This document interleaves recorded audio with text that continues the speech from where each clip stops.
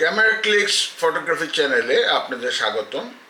আজকে আমার বিষয় হচ্ছে পোর্ট্রেট ফটোগ্রাফি।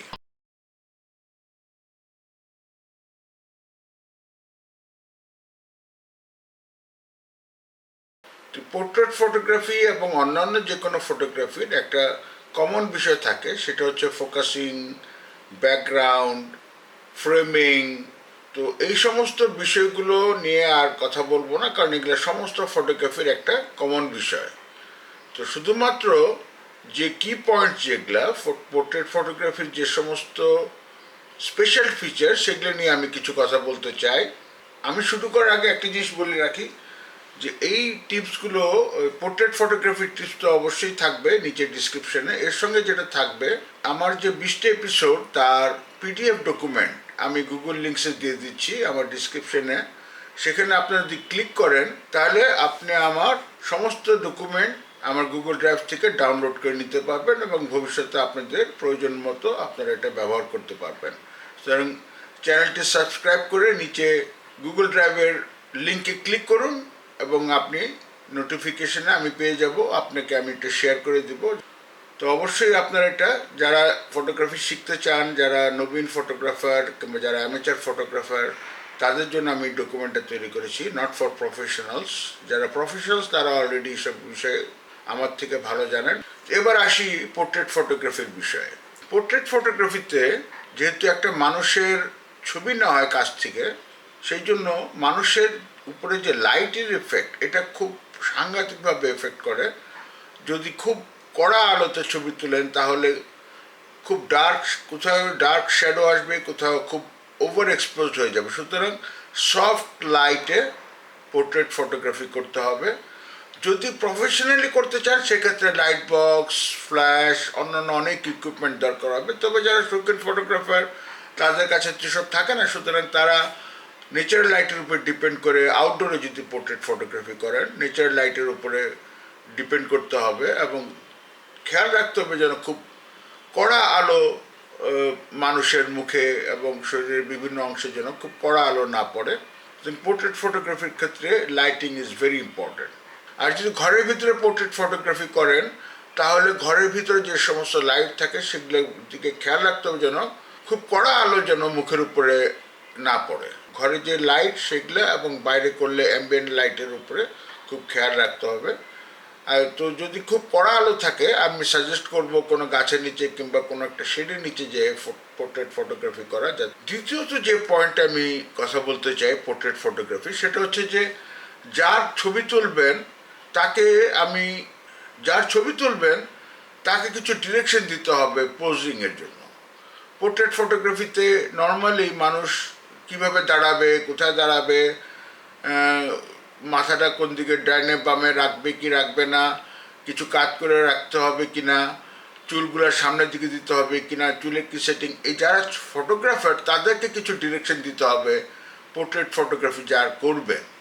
এটা খুবই ইম্পর্ট্যান্ট, আপনাকে কিছু ডিরেকশন দিতেই হবে, নাহলে ছবিগুলো ভালো আসবে না। কারণ যে ছবি তুলছে তার হয়তো খেয়াল নাই যে তার চুলগুলো কোন দিকে আছে কিংবা তার কাপড় চোপড়ের কী অবস্থা, কোন দিকে দাঁড়ালে ভাল লাগবে। সুতরাং যারা ছবি তুলবেন তাকে কিছু ডিরেকশন অবশ্যই দিতে হবে অ্যাজ এ ডিরেক্টর। অনেক ছবি তুলতে হবে যাতে ওর মধ্যে থেকে বেছে বেছে আপনি নিতে পারেন। অনেক সময় অনেক খেয়াল করবেন, যারা ছবি তুলেন তারা খেয়াল করবেন পোর্ট্রেট ফটোগ্রাফিতে প্রচুর আসে চোখ বন্ধ ছবি।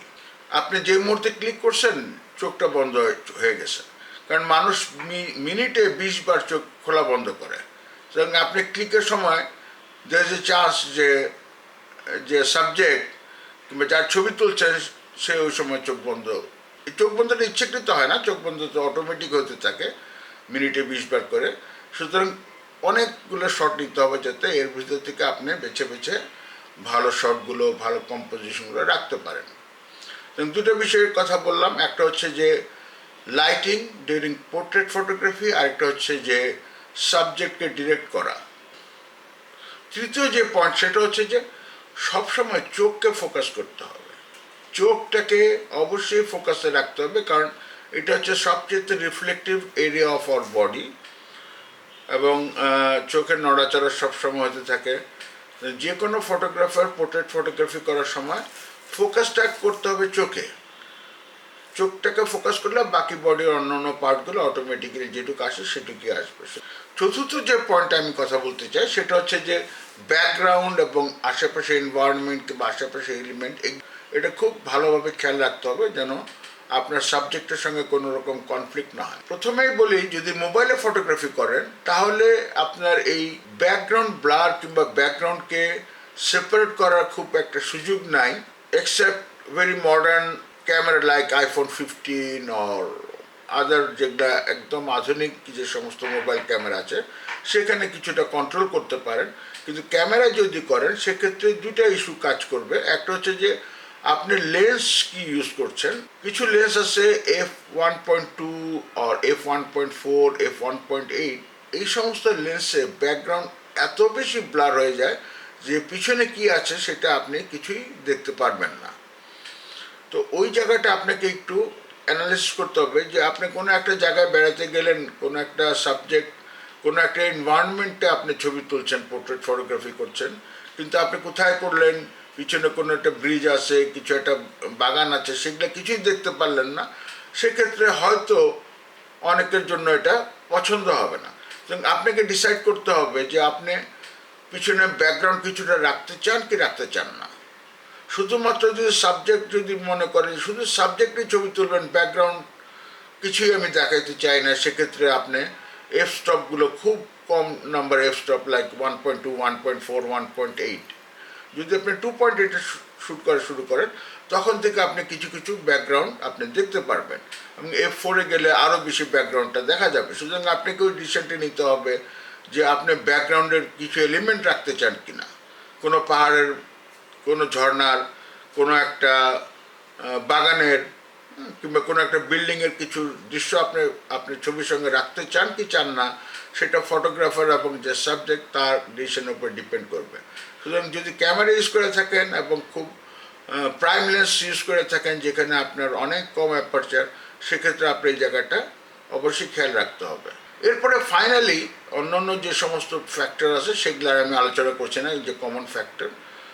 ফাইনালি যেটা বলতে চাই যে অনেক শট নিতে হবে, যেটা এর আগে বললাম যে চোখ বন্ধ পাওয়া যেতে পারে কিংবা কোনো একটা পোজ, কোনো একটা বডির অঙ্গভঙ্গি হয়তো পছন্দ না হতে পারে, সেগুলো ডিলিট করে দিয়ে বাকি যেগুলো আপনি ছবি সিলেক্ট করবেন প্রাইমারি সিলেকশন, সেগুলোকে অবশ্যই পোস্ট প্রসেসিং করতে হবে লাইট রুম কিংবা ফটোশপে নিয়ে। তাহলে ছবিগুলো আপনি একটু ক্রপ করে কিংবা একটু অ্যাঙ্গেল চেঞ্জ করে একটা ভালো আউটপুট দিতে পারবেন। আজকে এই পর্যন্তই থাক। পরবর্তীতে আমি অন্য একটা এপিসোডে আমি অন্য কোনো সাবজেক্টের উপরে কথা বলবো। যারা আমার সঙ্গে ফটোগ্রাফি শিখতে চান, আমি এখনও শিখছি ফটোগ্রাফি, যারা আমার সঙ্গে ফটোগ্রাফি শিখতে চান তারা আমার চ্যানেলকে সাবস্ক্রাইব করে সঙ্গে থাকুন, বেল আইকন প্রেস করুন যাতে আমার পরবর্তী ভিডিও আপনারা নোটিফিকেশনে পেয়ে যান। লাইক করুন, শেয়ার করুন। সঙ্গে থাকার জন্য ধন্যবাদ, ভিডিওটি দেখার জন্য ধন্যবাদ।